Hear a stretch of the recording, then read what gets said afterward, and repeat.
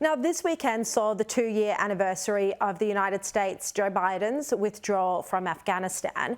Clearly, it was a massive mistake. The Taliban back in control. Women are worse off than they've ever been, deprived medical attention, deprived of an education, forced to wear the hijab if they leave their house, but told not to leave their homes at all by the Vice and Virtue Minister.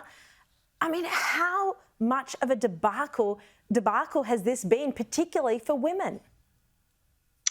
Indeed, it has. And, the Afghanistan withdrawal, many call it the defining moment of the Biden presidency, because if you look at his polling, which continues to go down on a myriad of issues, it really took a sharp turn in that way in the wake of Afghanistan.